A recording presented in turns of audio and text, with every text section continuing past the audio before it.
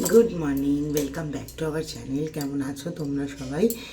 তো এখন আজকে হচ্ছে 28 মে, মানে একাদশীর পরের দিন। সকালবেলা অনেক সকালে উঠেছি, পারণ ঠারণ কমপ্লিট করলাম। কালকে যেহেতু মুখে ফেস ওয়াশ দিতে হয় না, লিপস্টিকটা রয়ে গেছে এখনও। তো পারণ কমপ্লিট করে ফাইনালি এখন এসেছি চা খেতে। মাথা টাথা ধরে যায় চায়ের জন্য বিশেষ করে। তো এখন চা খাবো, দিয়ে রান্নাবান্না করব। অনেকটা সকালে যেহেতু উঠে গেছি, অনেকটা সময়, যদিও আমি এখন সকালেই উঠে যাই, মানে মোটামুটি মোহরের স্কুল না থাকলেও ওই 8টার মধ্যে উঠে যাই। তো আজকে যেহেতু 8টার মধ্যে 7টা 59-এর মধ্যে পারণ ছিল, তাই আরও আগে উঠেছি। কাজকর্ম সব করলাম, ঘরের কাজকর্ম করে ঠাকুর পুজো দিলাম, আর স্নান টান করলাম, ঠাকুর পুজো দিলাম। তো চলো চা ঠা খাই, খেয়ে শুরু করি রান্না বান্না। আজকে ভাত খাবো, চলো। এই যে ফাইনালি চা ফুটছে। এই চায়ের গন্ধ শুকে আমার এখন মাথা পেট সব মনে হয় একটু ঠিক ঠিক লাগছে। চাটা খেতে না পারলে না ঠিকঠাক করে।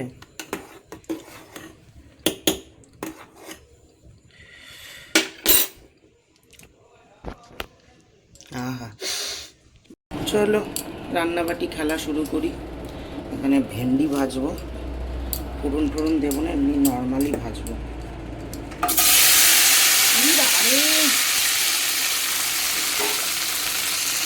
ভেন্ডি ভাজতে গিয়ে সংসার জীবনের কথা মনে পড়ে, যে কত কিছু আমি শিখেছি। আমি জানতাম না ভেন্ডি ভাজতে গেলে ভেন্ডিটা আগে ধুয়ে নিয়ে তারপরে কাটতে হয়।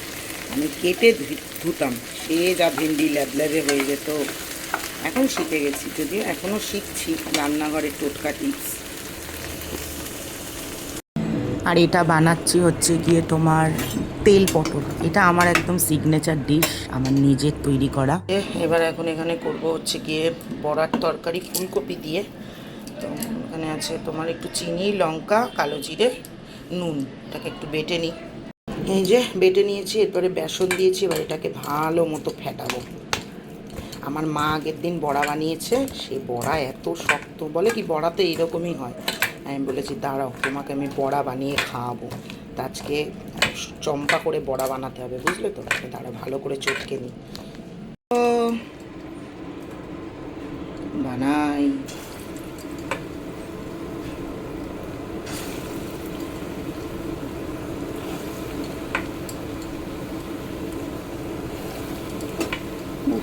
এত গরম লাগে না গো।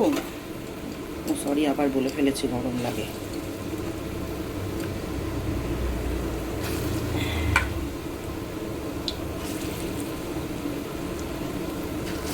তেলটা কমিয়ে দেবো, বড়া ভাজা হয়ে গেল। আমার এই 50 বারে করে বড়া ভাজতে ইচ্ছা হয় না, যা ভাজবো একেবারে ভাজবো। দাঁড়াও, হয়ে গেছে, এবার ভাজা হতে থাক।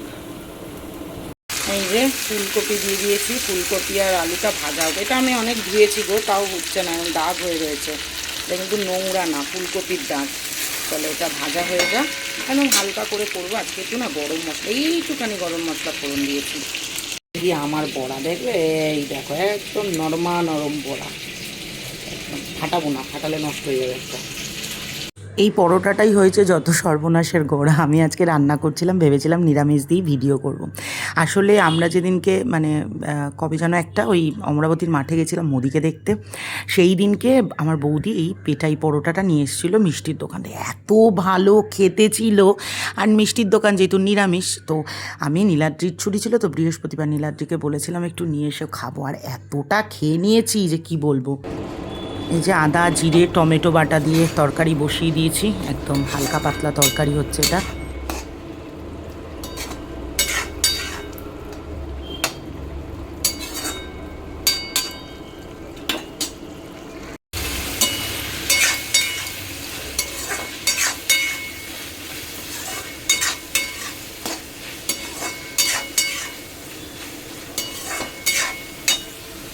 এই যে আমার তরকারি হয়ে গেছে, এরপরে এর মধ্যে বড়াগুলো দিয়ে দেবো। একদম পাতলা করেই ঝোল করেছি। আলুটা দেখলাম একটু সিদ্ধ হয়েছে কিনা, তারপরে বড়াটা দিলাম, যাতে বড়াটার মধ্যেও একটু ঝোলটা ঢুকে যায়। আবার একদম যেন ঝোলটা টেনে না নেয়, একদম শুকনো শুকনো যেন হয়ে না যায়। তো আমার স্নান টান হয়ে গেছে সব। স্নান করেও আর কি লাভ হচ্ছে। আর আজকে তো জিমে যেতে পারিনি, বৃহস্পতিবার কাজকর্ম করছিলাম ঘরে। আর ভেবেছিলাম আজকে ভিডিও বানাবো, কিন্তু সকালের ওই পেটাই পরোটা খেয়ে আমার আর সকালে ব্রেকফাস্ট করি না, তো আজকে খেয়েছি। আর আজকে আমি সারাদিন কিছু খেতে পারবো না। ভালোই হয়েছে, সকাল সকাল খাওয়া হয়ে গেছে। তো এখন কাজ নেই কোনো, 1:30 মতো বাজে। মোহরকে নিয়ে একটু ওর স্কুলের হোমওয়ার্ক করতে বসিয়েছি, দেখাচ্ছি তোমাদের তারা। তো এখন বাজে 2:45। আমি তো জানি আমি খাবো না বলে মেয়েকে পড়াতে বসিয়েছি, পড়াচ্ছি। তো মাকে বলেছি, মা তুমি খেয়ে নাও। নীলাদ্রিও বলছে খাবো না। তো এখানে মোহরকে সায়েন্স পড়াচ্ছিলাম আমি, প্ল্যান্টসের একটা নতুন চ্যাপ্টার। আর আমি মোহর মানে এটা আমার জানি না কেন, আমি বলতে পারো এটা এইটুখানি আমার কনফিডেন্স আছে যে আমার মেয়েকে আমি যেভাবে পড়াই, মানে ওকে একবার যদি ওটা পড়িয়ে দিই ঠিকঠাক করে, তাহলে আরও ভোলে না।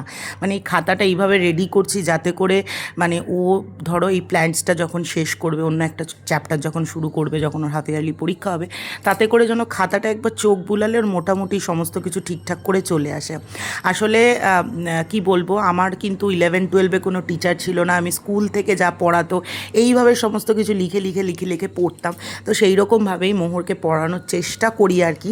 কত দূর পর্যন্ত পারবো আমি জানি না। যেমন ধরো এই চ্যাপ্টারটাকে এইভাবে রেডি করছি, কিছুটা স্কুল থেকে দেয়। আর ওদের যেহেতু কিছুই কমন আসে না, যেটা আমাকে বলেছে পুরো বইয়ের প্রত্যেকটা লাইন পড়তে হয়, সেই কারণে আমি নিজের মতো করে কোয়েশ্চেন বানাচ্ছি, দিয়ে ওকে পড়াচ্ছি। তো দেখা যাক কী রকম রেজাল্ট করে। বসতে হলো, মা আমি না খেতে বসলে মাও খাচ্ছে না, ভাবলাম ভিডিও করবো। একদম অল্প ভাত দেবে, ভাল লাগছে না খেতে। ব্যাস ব্যাস ব্যাস, আর লাগবে না। খাবি না? না লাগলে নেবো, ইচ্ছা করছে না। নীলাদ্রি লাল শাক খাবে একটুখানি।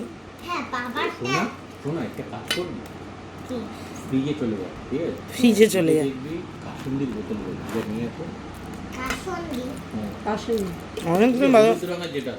ভেন্ডি ভাজা খাচ্ছি। জানিস তো কোনটা, যেটা যেটা এখন বাজে হচ্ছে গিয়ে সন্ধ্যে 7টা, আর আমরা পুজো দিতে বসেছি। আমি আর নীলাদ্রি ঠাকুর পরিষ্কার করে দেয়, তারপর আমি গিয়ে পুজো আর্চা করি। প্রত্যেক দিন বিকেলবেলা 4:30-5টা থেকে এমন জোরে জোরে মেঘ ডাকবে আর এমন গুরুম গারুম আওয়াজ হবে, আমি ভাবি যে এক্ষুনি হয়তো সব ধুয়ে মুছে সাফা হয়ে যাবে, এত পরিমাণে মেঘ ডাকে আর হাওয়া দেয়। তারপরে যে কে সেই, মানে বৃষ্টির দেখাই নেই। কালকেও 2-4 ফোঁটা বৃষ্টি পড়লো যখন ইস্কন থেকে বেরোলাম, আজকেও তাই, হচ্ছেই না বৃষ্টিটা। মানে ওই কনস্টিপেশনের মতো অবস্থা হয়ে গেছে। সেটাও হচ্ছে না। চলো পুজোটা দিই, দিয়ে একটুখানি আমার ঝর্ণা বৌদিটা, মানে আমার জ্যাঠতো দাদাদের, যদিও বদ্দাদের বাড়িতেও এসি লেগে গেছে, জ্যাঠতো দাদাদের বাড়িতে এসি লেগেছে। তো ফোন করছিল বৌদি, একবার যাব দেখতে যেতে বলেছে, একবার যাবো। এটা তো কাছে, চলে যেতে পারছি, বদ্দাদের বাড়িটা দূরে অনেকটা, তবে যাবো একদিন। তো পুজো টুজো দিয়ে, আর আমার আজকে একটুখানি তোমার প্রভুজি, আমাদের এখানে একটা নতুন আউটলেট ওপেন হয়েছে, কবে থেকে ভাবছি যাবো আজকে একটুখানি, চলো। আর আমার হাত আজকে ফাঁকা দেখে নীলাদ্রি বসে বসে আমার এই ফাঁকা হাত দেখে আমি তাই বললাম, তোমার কি আমার এই ফাঁকা হাতটা দেখে পেন্ট করার কথা মনে পড়েছে? দেখো মানে পেন্ট করে দিয়েছে, এই যে রাধা কৃষ্ণ। চলো, এই যে আমার পুজো কমপ্লিট মোটামুটি হয়ে গেছে আজকের মতো। আমরা সন্ধ্যেবেলাতেই পুজো দিই, তোমরা জানো। চলো এবারে একটু চা ঠা খাই। দেখলেই যেন নয়নটা জুড়িয়ে যায়। চা হইতিছে, মাগো মা, আর পারি নে গো।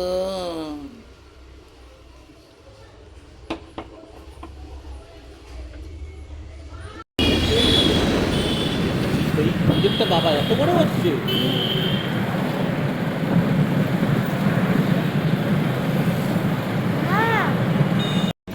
সবার প্রথমে সোদপুর গেলাম। সোদপুরে এখানে একটা ফটো ফ্রেম খুঁজতে গেছিলাম আমাদের ঘরের জন্য, বাট ঠাকুরের ফটো ফ্রেম পাচ্ছিলাম, কিন্তু সেটা তো ঘরে লাগাতে পারবো না, মানে রাধাকৃষ্ণের ফটো ফ্রেম বেডরুমে লাগানো যায় না। যাই হোক, তারপর দাদার বাড়িতে গেছিলাম, ওগুলো আর ভিডিও করিনি।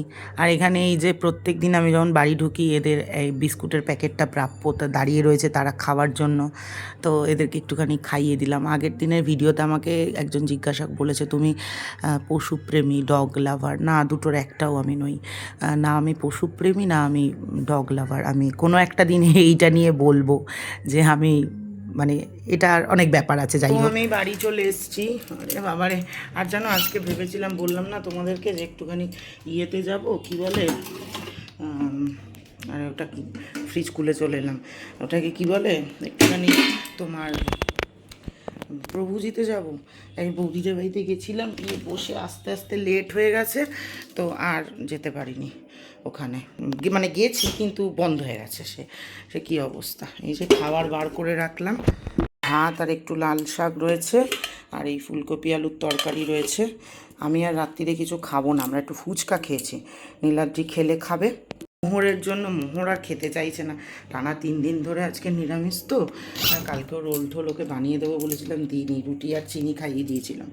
তো আজকে বলছে একটুখানি রোল করে দিতে, নীলাদ্রি একটু রোল করে দেবে। আমার ভিডিওগুলো ইদানিং খুব ছোট হয়ে যাচ্ছে, কারণ হচ্ছে কি এত কাজের প্রেশার হয়ে যাচ্ছে না, আমি তোমার ক্যামেরাটা অন করারই সময় পাচ্ছি না, তো এখানে একটু ছোটো ছোটো ভিডিও হচ্ছে, বুঝলে তো।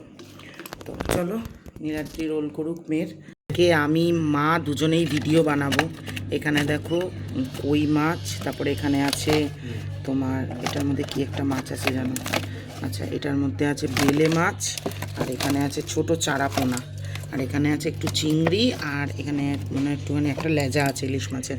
এগুলো বার করে রাখলাম এখানে, কারণ কালকে রান্না করব, কালকে আমার মায়ের দুজনেরই ভিডিও হবে, সে কারণে এগুলো বার করে রেখে দিলাম।